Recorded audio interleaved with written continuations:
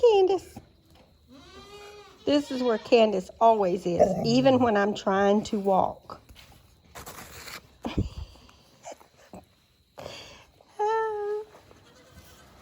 Everybody's looking at me like,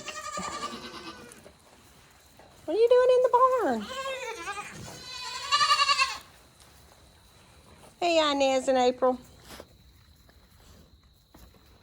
Inez, you are the same size as your mama. Hey, Phineas.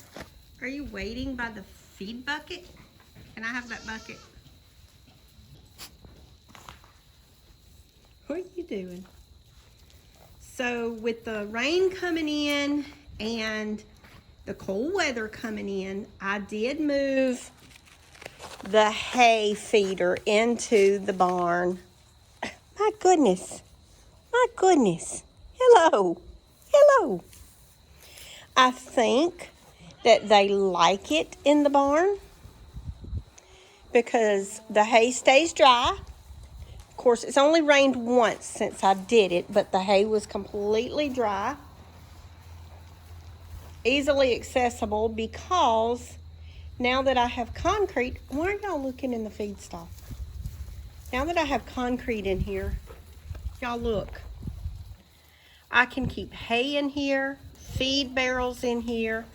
There's a pallet over there of extra feed behind the hay. That's a different bale right there. I'm going to use it for flooring instead of eating because it's not as good of hay. So plenty of room. Now, let's go see the other stall. Well, I can see that there's been some traffic in here. And Nellie has been in here. I may have to keep this door locked. There's no reason y'all need to be on this concrete. I don't even have the floor mats down yet. So here's where Nellie normally goes. She goes in this stall. I mean, there's several places around the pasture that she goes because Nellie tends to go in the same place every time. So at night, this is normally her place, not the concrete stall. So I have to shovel in here quite regular. Oh my goodness, you are hurting my leg. Ouch. Alfie. Alfie, that hurts. Hey, buddy, that hurts. No, you can't have a swipe on her leg. It's mine. Alfie, that does hurt, buddy. Rubbing a hole in my leg. And look, I have one chicken that's out that I have not been able to catch and put back up. She has decided to lay here. What are you doing? What is that tail in the hay feeder?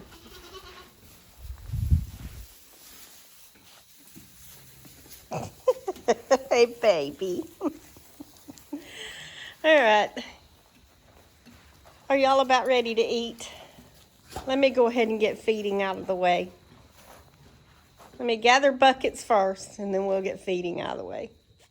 Well, y'all, I'm out here at the potager garden, and I wanted to show you that I had some help around here yesterday, and so I got a few things done that had been needed to be done. So I've gotten everything tarped inside the potager except for one section, and I ran out of the silage tarp because I've used so much of it. Because not only did we finish tarping here and get up the big roselle bush here, we've cleaned up this area to get it ready to tarp, and we're getting ready to clean the brooder house here because I think we might be utilizing that when we get some baby emus. Now, not really certain about if we're going to do that or if I'm going to be using one of the stalls inside the actual barn. So we're working on getting some power in there. So with the help of my little fella yesterday, we managed to pressure wash about everything around here. We tarped. Now, I had him to also tarp inside the lazy garden over here. So we've done a lot of tarping where there was grass that it was difficult for me to cut because of it being in the lazy garden. The passion flower is just going crazy over there. I think that the cold weather might get it though. You can see that we have a lot of tarping that we got done here in the lazy garden also. So we are cleaning up, preparing for spring in the fall of the year. Not long until it should be winter, but I'm still out here in short sleeves sweating today. And there are still leaves on the apple trees. So we're preparing, but we did a lot of work yesterday. So with all of this tarped, plus we cleaned this area here to get it ready to extend the potager garden. Potager garden is mostly tarped, and getting ready to get this fixed because we may have some concrete poured in there to give it a good bottom, and then we will go from there.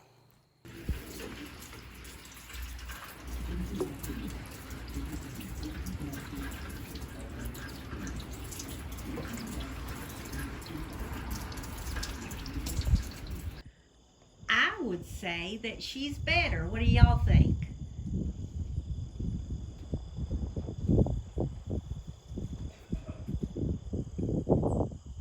Are you feeling good today? Are you feeling good, honey? Y'all can see that that is the roof of my porch.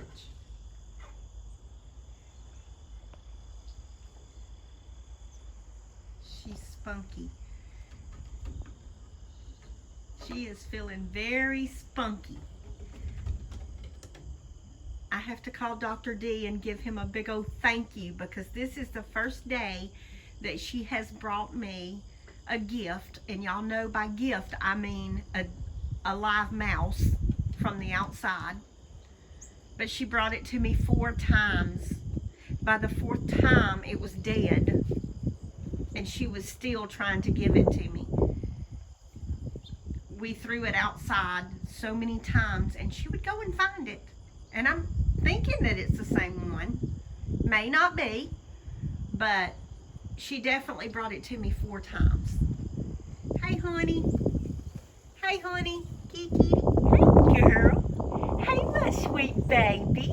You feeling good? Because Mommy's giving you some good old antibiotics? Yes. Those things work, don't they? We'll have to tell Dr. D thank you. See you in the house in a few. It's getting cool out here.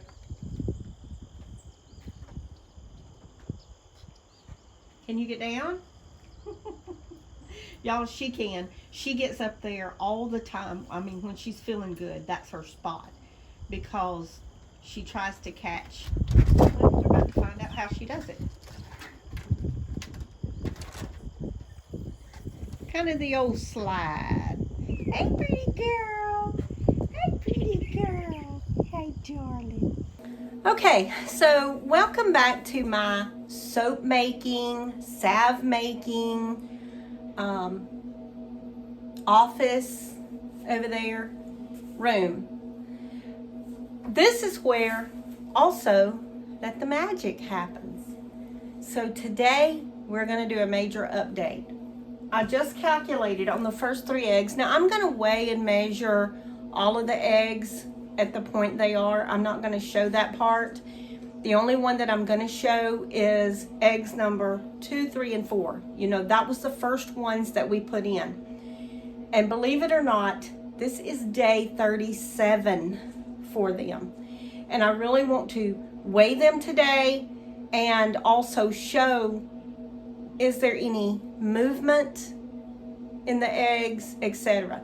Now, I did put them in some water on day 32, which was 5 days ago. Yes, there was movement. But it was very subtle movement, and we're getting close to the time when there should be some movement in the eggs if they're on just a table. I'm not a good whistler. I can today. Some days I can't. Today I can a little bit. So we'll see if the eggs will respond to some whistling maybe. So yeah, let's get eggs number 2, 3, and 4 out. Let's get them weighed and put them on the table. And I also have a stethoscope, so I'll do that today also. See if we can hear anything on these eggs or see anything on these eggs that will give us a glimpse to, is there a baby in there? Is it alive? Is it alive? Oh Lord, y'all cannot be more excited than I am. This is the dream of a lifetime to be able to do this. I'm so grateful for Brooke and Jason to ask, did I want to undertake the incubating of emu eggs? And I'm beside myself. Can I just say that? I am beside myself. So let's get to work and let's see, do we have some emu chicks in there? So what I did was I took out the entire tray of eggs. So I'm going to work with these 3 back here, number 2, 3, and 4. And I'll go ahead and weigh the other ones while I got it out, but we're not going to check for life on those yet because they're just not there yet. So let me turn on the scale. And we'll start with egg number 2, and remember they are incubating at 37 days. So, all right, we're already set at grams, so let's get egg number 2. Make sure I got the right one. Okay, 584. Let's just see if there's life.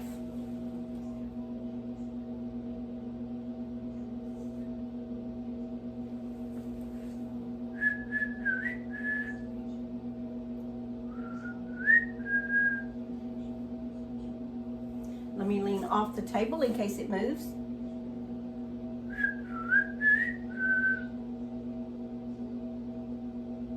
I don't physically see anything.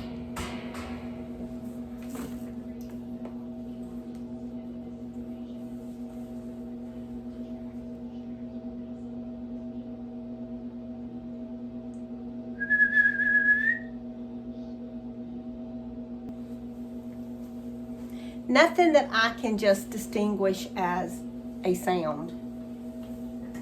And number 3.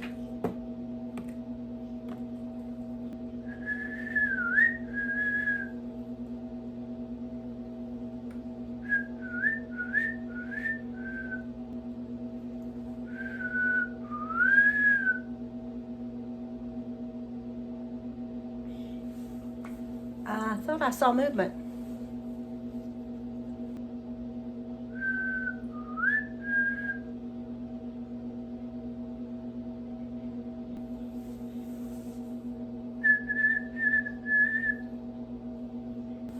Here's the thing, I don't want to put it in water again to see if it'll move because I want to really save that for closer to time. Oh my goodness, did y'all see it? Nothing made that roll, nothing.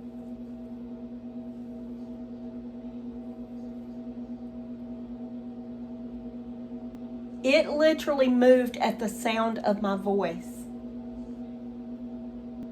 And it takes a lot because I've got this material down on the table. So the table's not smooth. It literally has humps in it. Hello in there. Hello. Okay, so the egg is cooled, and this is called the heat cool test. The egg is cooled down, but there's still a warm spot. The warm spot is here on this side. Okay, I'm gonna put a star by that egg. All right, egg number 4. Now the eggs are cool, but egg number 4 has a very warm spot.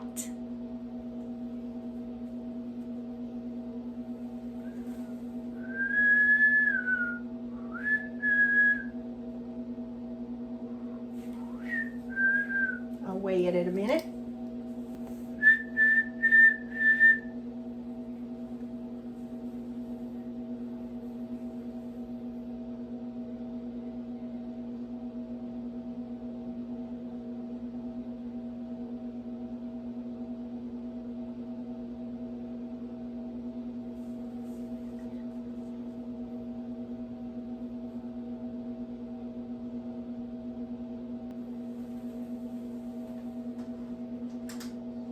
Now the other ones are not going to move.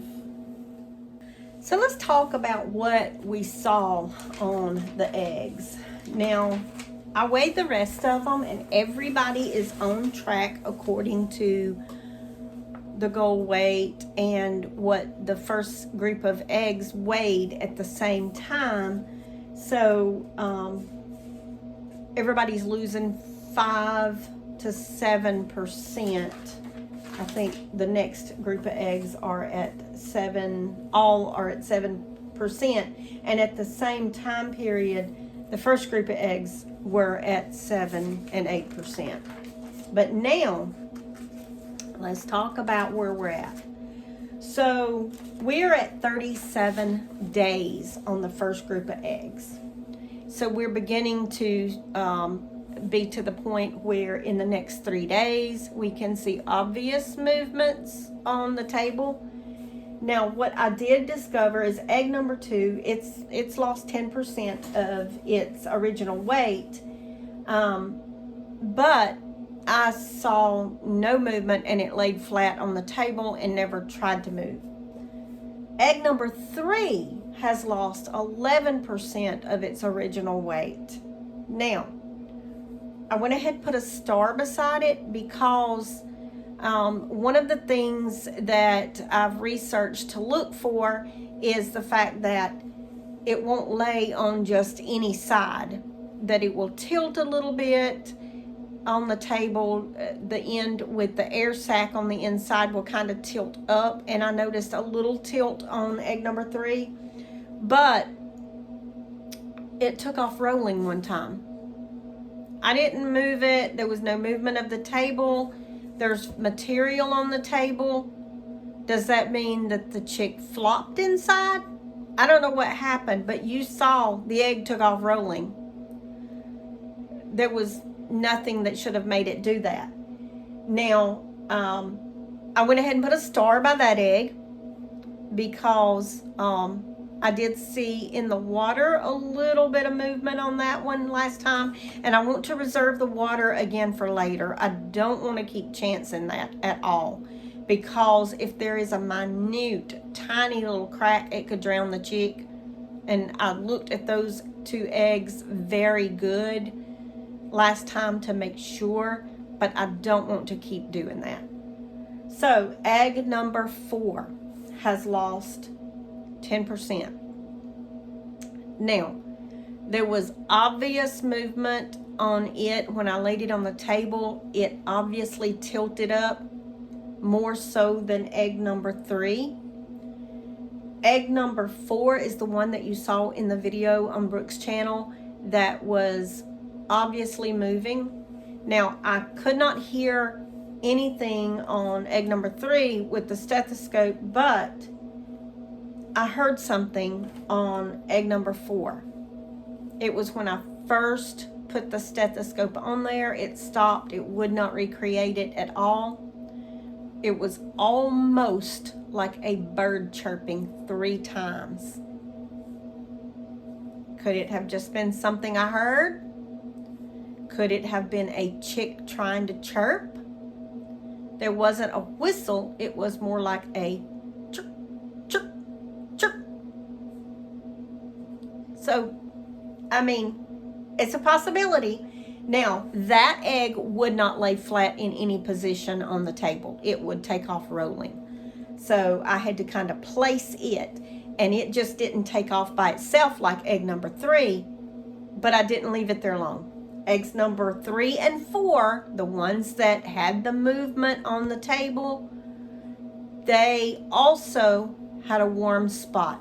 That was another way that I'd researched. After the eggs are cooled, there's a warm spot where a chick is living on the inside and keeps the egg at a certain temp for a certain amount of time.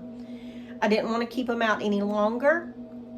I wanted them to go ahead and be back in the incubator and getting rewarmed up just for the chick's purpose if there's one in there, but they did have an obvious warm spot. Does this mean that we have a live chick? I'm hoping so.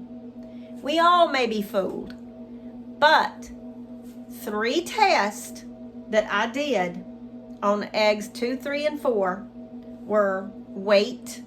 Well, I guess we could call it 4 tests because the weight is obvious. I have to do that. But I listened. Egg number 4 actually heard what I thought was 3 chirps. And then I put them on the table to let them lay flat, and eggs 2 and 3 don't lay completely flat. They won't lay on any side without rolling. And then the will it obviously move, egg number 3 took off. So guys, are there chicks in those eggs? Y'all saw it. I mean, all I can do is show you what I see and do it with you guys and take you along. Does it mean there's a chick? No, it don't. I might be getting excited for nothing. So I'm going to remain skeptical until something kicks its way out and I have a little dinosaur in my hand. But right now, I got a little too excited about eggs number 3 and 4. Now let me talk about egg 5. I went ahead and weighed all the eggs. Egg 5 is at 29 days and it's lost 7%. All the 29-day ones have lost 7%. And it's right on target with eggs 2, 3, and 4. So we're good on that. But egg 5, I put a star beside it because it also had a very obvious warm spot on the egg. Now, it's not going to move right now. But it obviously was starting to tilt also. So we're going to leave that for later. Right now, we're going to focus on the ones that are getting to the 40-day mark. When I get to about 45-ish days, I need to be getting the hatcher set in place and stop them from turning, because they need to get into the hatching position. Now this is what I've researched. So they need to be stable so that the egg itself can roll around and the chick can get into position to kick its way out. So in the next week, we're going to stop those 3 from turning and put them in a hatchery and just really wait it out until lockdown day. And I think day 50-ish is lockdown day. So we shall see. hope you guys have enjoyed this update on the emu eggs, the new barn, and Sweet Honey, who is recovering. Thank you so much for your prayers, and y'all don't forget to farm on. Nellie's pretty mad at me right now.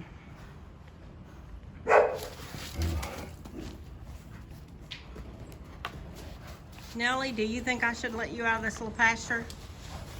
Are you going to behave yourself? Are you going to behave? I'll let you out if you'll behave.